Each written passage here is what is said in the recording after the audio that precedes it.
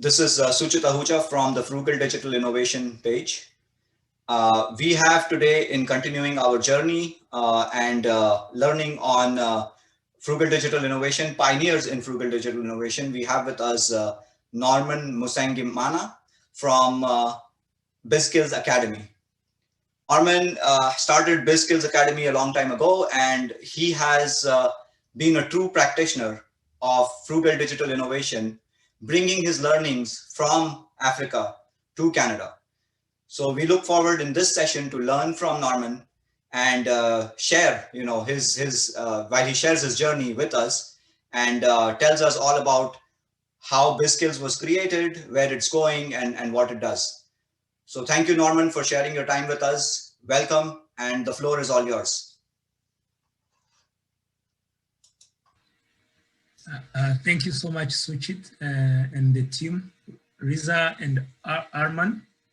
It's always a great pleasure to get the opportunity to speak about the work that we do. And always also a great opportunity to share the story, the journey, the experience, lessons learned with the rest of the potential entrepreneurs, early-stage entrepreneurs, and people who are interested in the frugal innovation space. So I'll talk a little bit about BizSkills Academy. And basically, BizSkills Academy is a social enterprise that is incorporated in Canada and does a lot of work in Africa.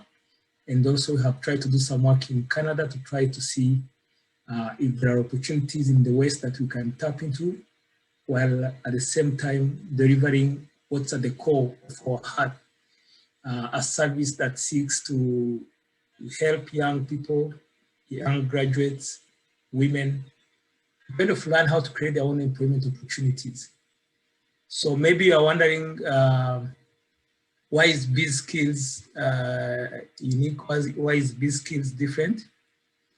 One of the things that we think was very important when we started working on this company and our mission was you look at Africa, for example, or pretty much countries in the global south, in developing and emerging economies, and you realize that the population is growing at 1.8%, 2.0%, 2.5%. And when you look at the economic growth, it doesn't really provide opportunities to young people, young graduates to be able to be employed when they graduate. So there is a population growth explosion, but at the same time, there is a decline in employment opportunities. So the days when the government was the sole employer of graduates is long gone. The days when the corporate organizations were the only who could employ every graduate, those days are long gone. So we needed to look for non-traditional approaches to solving that problem. And we wanted to solve it right through the people who are facing the challenge themselves. So if you are a graduate and you are unemployed, you are pretty much the person we are looking for. And we are trying to put our resources together, our courses together, our programming together to see if we can help you to create your own employment opportunities. So if you look at many of the solutions which exist and services or programs, what they do is they support people who have already decided to do what they want to do. If you start a company, there's a lot of people who will try to help you. If you say that you are interested to start a new company also, there are a lot of people who can help you, including financial institutions, including probably angel investors, VCs. And what we wanted to do, we wanted to see if we can tap into the untapped potential among a pool of unemployed graduates who are out there looking for opportunities and probably have ideas to create their own companies, but they don't know where to start from. So that's why our program is a bit different. And our vision is pretty much to see if we can build a global network of young entrepreneurs, or a new breed of entrepreneurs who propagate their own and also who understand the frugal innovation approach to developing a company, because it's not very easy. You need more than money to be able to pull it off under frugal innovation. So These are some of the values we believe in, but one of the most important value is leveraging the power of technology to be able to deliver a cost-effective service and to be able to deliver a service to these people where they are within their current condition, but at the same time delivering programs that are contextual and yet remain global. And that's very important because most of these young people have ideas and concepts which could be scaled anywhere in the world. But if we provide them a service and we continue to focus them in their communities where they are, then we also don't give them the opportunity to think beyond their community. So what we have done as BizSkills, we've not only tried to tap into their local ecosystem, but we also try to see how we can connect them to the rest of the world and learn what's happening and try to see how they can tap into those opportunities. So this is, for example, someone who has been part of our programs. Ebere is the CEO and founder of Show Sites. And she's one of the people who started our first virtual incubation program from Nigeria. And she was an unemployed graduate who had been unemployed for about 3 years and probably was starting to lose hope that maybe she's not ready for the labor market, or she needs some type of probably special intervention to come and rescue her. But when she did our programming right from March to June 2020, right under when we just started the quarantine in many countries around the world, with many COVID restrictions and those type of, when the environment suddenly changed into what we are calling the new normal, we started a virtual incubation program, and she was one of the first people to be part of that program. And she went through the program, created a company that has a special mission to kind of help young people and probably the Nigerian community deal with issues surrounding mental health, and providing a platform that provides kind of discrete mental health services so that the stigma that is associated with having mental challenges is kind of overcome through their services. So she has been able to participate. We connected her to our local ecosystem here in Canada, and she participated in the Queen's Spread Innovation Challenge in the summer last year. And at the end of the whole program, she also pitched her company, and she won 5,000 Canadian dollars from the Queen's Innovation Center. So this is the perfect example of talent, of skilled people, young people, of passionate and ready to work kind of energy that is lying dormant in developing countries. We did not spend more than 6 months with her and our programming, but what she achieved when we connected her to a global ecosystem, we were also kind of surprised. She became like a completely different person who has been probably dealing and exchanging with this type of ecosystems. And among 150 participants, she was among the top, I think, 10. And that's why she probably got the $5,000 that she won in the final pitch competition.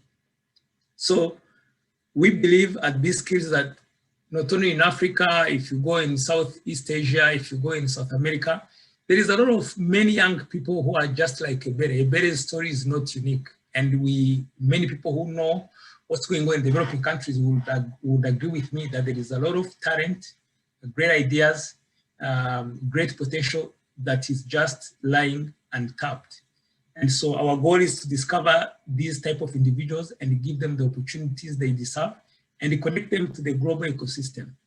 At BizSkills, that's what we pride ourselves with. So the key challenge is pretty much about employment opportunities.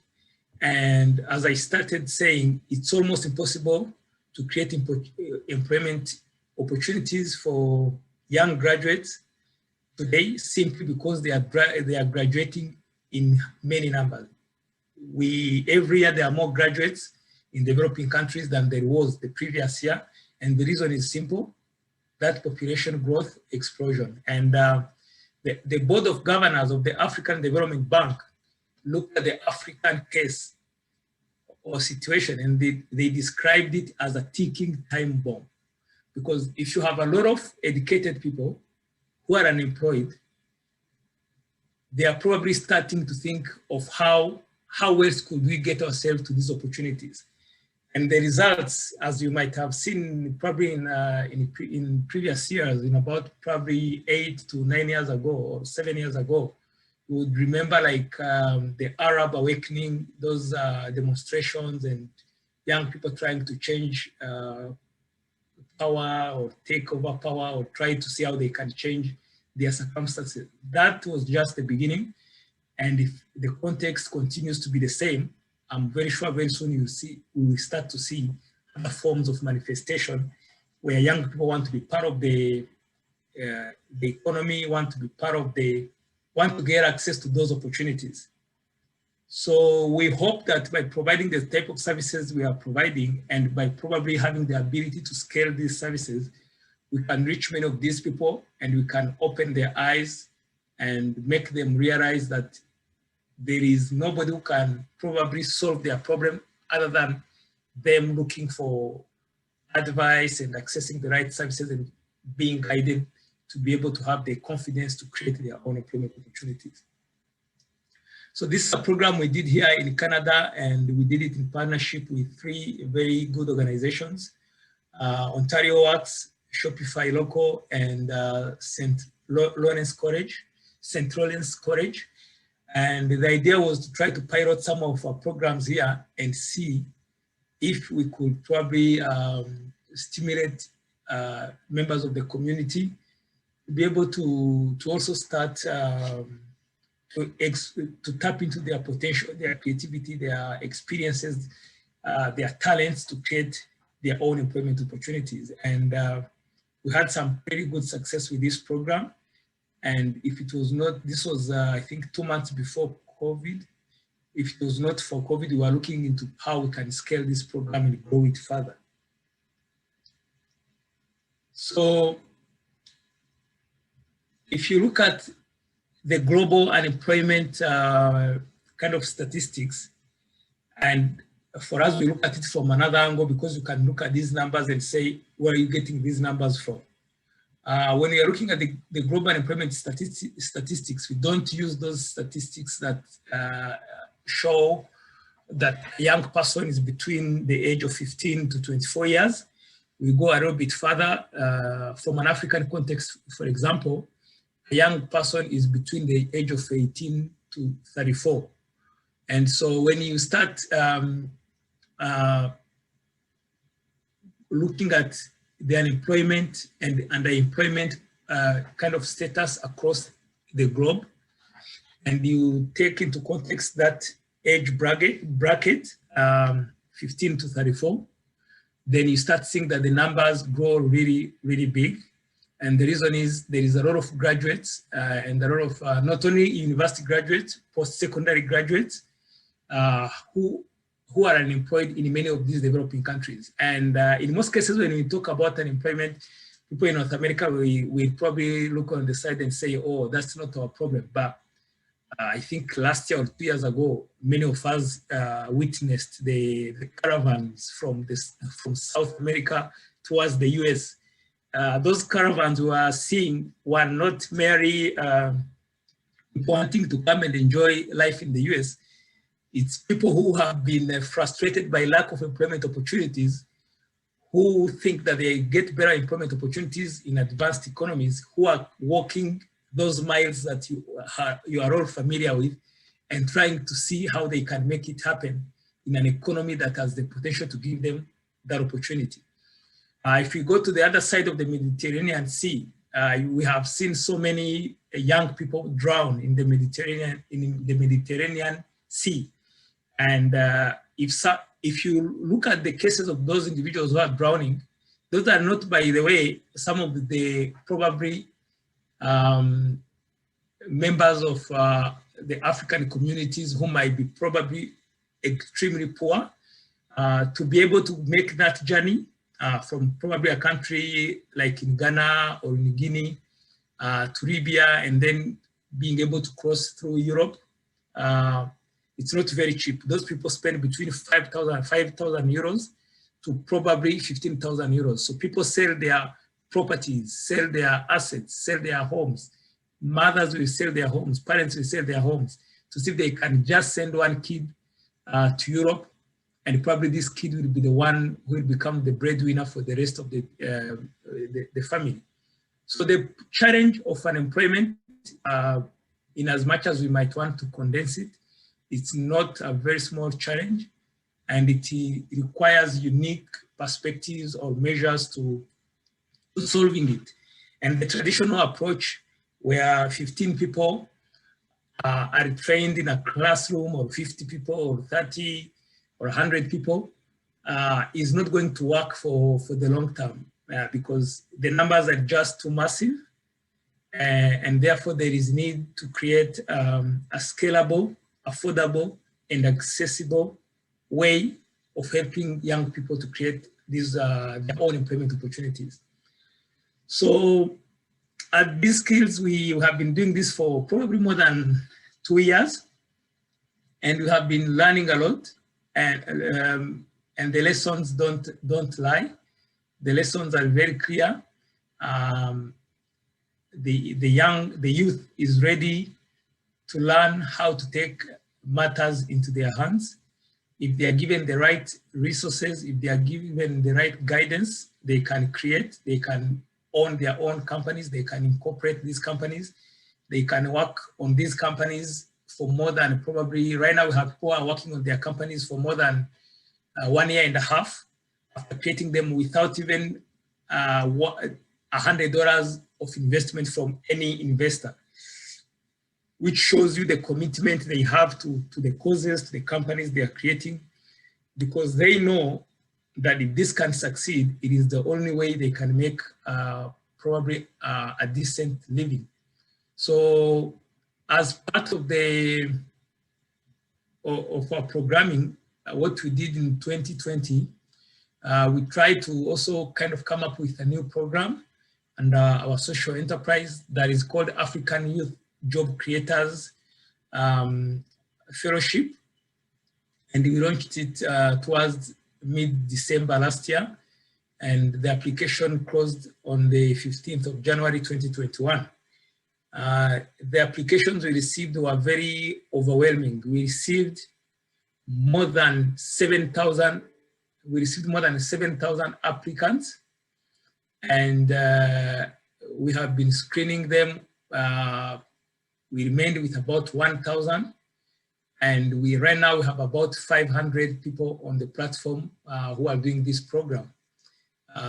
If you went online and you did #BizSkills Academy, you will see many of these graduates sharing their stories, sharing their certificates, sharing what they are working on, some of the projects they are working on. So it's a very fulfilling, it's a very empowering process. We get the opportunities to see transformation happen face on. And I don't think there is any experience I've had through my entire life that is more fulfilling than seeing a young person who was kind of starting to lose hope, realize that they actually have value, that they can contribute to this world, and that they are good enough as every other person to be able to realize their potential using their own skills, talents, and experiences. So I think that's what I can share about BizSkills for now. Our journey has not been very easy. It's very difficult to pitch this type of initiatives in North America because people don't really get the context, they don't understand the context. But we also have really great people, individuals who come forward and support. We have been lucky to participate in 2 pitches at Queen's University and with the Queen's Innovation Center. We were able to in 2019, we were awarded $5,000, which is the money we use to kind of add value to or tweak or pivot our business model. And then the Smith School of Business also gave us about $5,000, which we use to kind of discover more of what we can do in our target market in Africa. So the journey has not been very easy. It's this type of initiatives, for them to succeed, you require to access a lot of people. Once you're able to deliver your service at scale, even if it's for $1 or $2, it's very easy to succeed in this type of environment. But we are people who believe into what we are doing. We believe into the cause we are serving. And we are not just going to give up because of lack of resources. We know one day these resources will meet us along the journey. Thank you.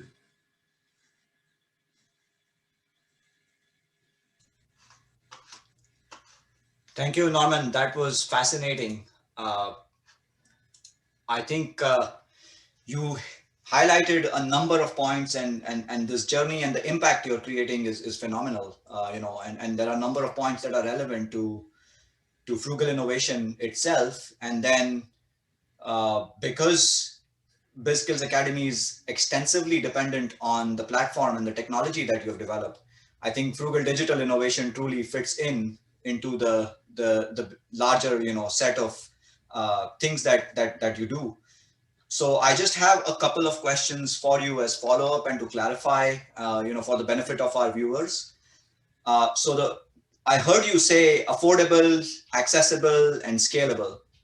So what does this mean? In the sense that yes, I understand that it is very relevant in terms of the African context, or the global South. It's very relevant there.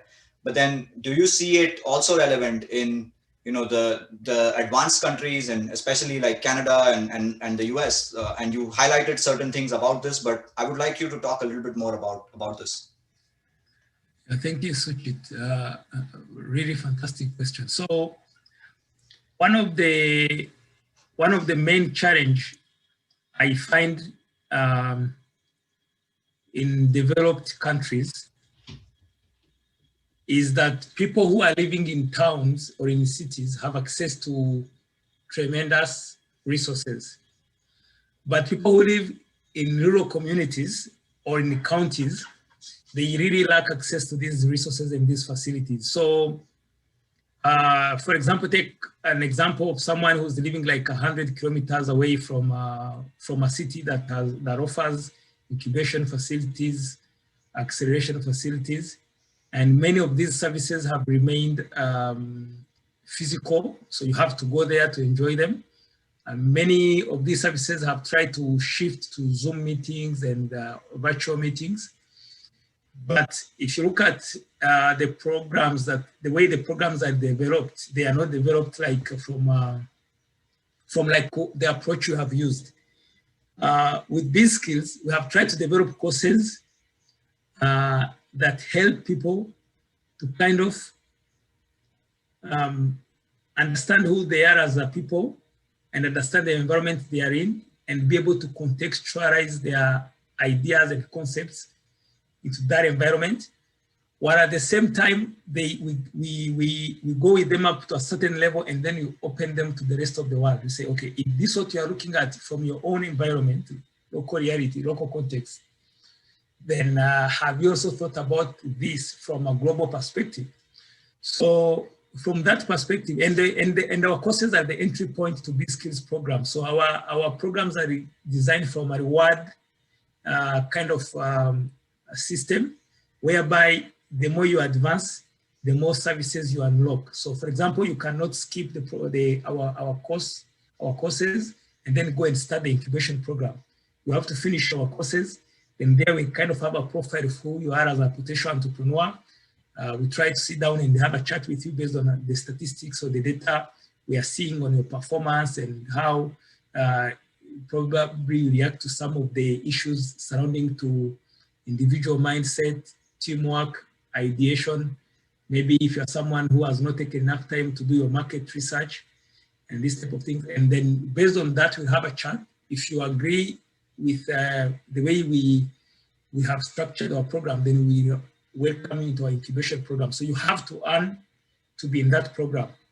So I think the program can work in any country, and I believe it will work in any country because we have seen it work under two different contexts. What we are now trying to do with the African Youth Job Creators Fellowship is we are trying to develop a program that is more like the Tom shoes.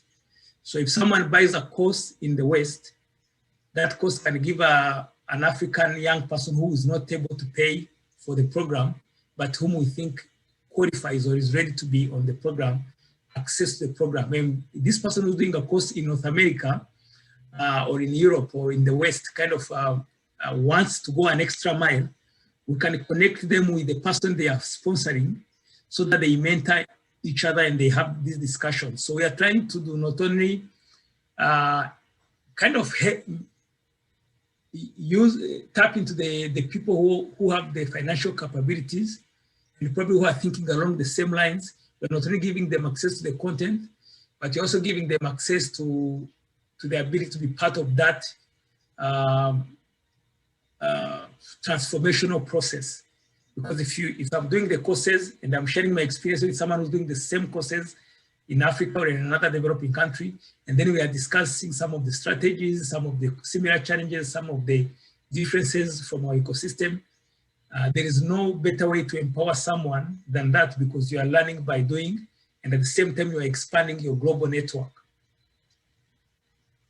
Fantastic. I think that's a brilliant way to actually leverage, the power of frugal innovation through digital mechanisms, and that really helps to get the scale that you're looking for this to create, as wide of an impact as possible. So one last question that we would like to ask you is in terms of the scale itself, where do you see it going? I know you mentioned a couple of times that the journey has been hard. So what exactly makes it hard, and how do you see yourself overcoming those barriers? Yeah. So the journey has been hard, and it's not about to be easy. It's going to continue to be hard, and we are ready for that. One of the challenges, to be honest, is access to financial resources. And what we have done is right now we have decided to also incorporate a not-for-profit organization, so that we can tap into some of the the funding that are given to those types of organizations. So, and we are looking to make our developing countries programming close to probably becoming free, but not entirely free, so that we can use these the grants, the donations, to kind of make them a success. And we hope with this we can be able to invest in better technologies and probably grow our team, and then reach more people. So right now, with the team members' own investment into the technology and working hard to make it happen, we know very well that we are limited in terms of how many people we can have on the platform. Like, for example, we cannot accept to have more than 5,000 people at the same time, because we know that our infrastructure will not be robust enough to have these people. But we know very well that with increased either financial capabilities, we can either build an in-house solution, or we can even go to bigger solutions like D2L or all these big online learning platform or learning management systems that are very expensive to afford, but that will give us the capabilities we need as an organization to be able to start serving 100,000 young people, 1 million young people simultaneously. So that's where we would want to get, because our experience has shown us that if we have 100 people on the platform, we are likely to create about 60 or 70 entrepreneurs from that community. If we are able to hit 1 million, And probably we create like 200,000 entrepreneurs in like 6 months. I think there has never been a machine in this world that can produce those numbers of jobs or potential jobs in an economy at once. So we are really looking for, we believe that the only way we can get this right is through unlocking the power of technology and bringing on more skilled people on our team so that we run programs that have the potential to probably even fulfill. I look at the Sustainable Development Goals, and I always tell people, as a company, we probably contribute directly to 6 of them. But through the services we do, if we get a company that is focusing on healthcare, we may not directly as BizSkills contribute to the sustainable goal that focuses on that. But this company that we have just created is just going to intervene in that space.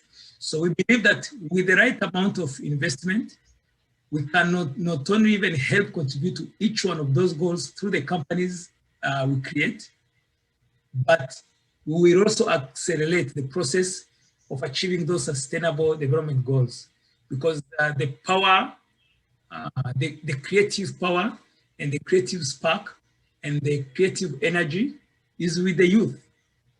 And they're ready to do these programs, these type of projects, these initiatives, but they don't have the means or the capabilities or the guidance to use to get to the right resources. Right now on the platform, we have about 15 refugees who are in an enclosed refugee camp in northern Kenya, in Kakuma refugee camp. Some of the messages, like today, one of the kids was asking me if it's possible to help them get enough access. Like, they would want to be on the platform as much as they can, but they can't because they can't afford data. And in a refugee camp, you can't get out of the camp. So I have asked them to put us in touch with one of the UNHCR employees so that we can discuss how to probably even run a crowdfunding campaign for them. If they can get like access to solar panels, probably 2 computers, and maybe access to like a 6-month internet access to data, probably they can use that computer and learn as much as they want. So the opportunities to change the world is there, and we have it.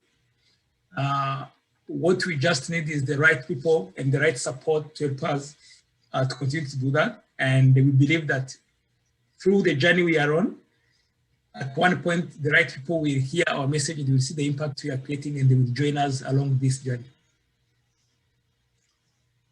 Wow, that's amazingly inspiring, and really, you know, we wish you all the best and all the success in making this possible, because this type of impact is hard to do, and even harder to actually propagate and scale up. So I really commend you for the great work that you're doing, not just in Africa, but also in Canada, and then building those bridges with Canada and Africa, you know, all together. And I'm sure this will expand to other continents and many countries. So thank you, Norman, for sharing your experience and your journey with us. We hope to have you back, you know, with more updates and more fascinating stories in the future. Thank you for your time. Fantastic. Thank you so much for the opportunity, and it's always a pleasure to be able to share the journey.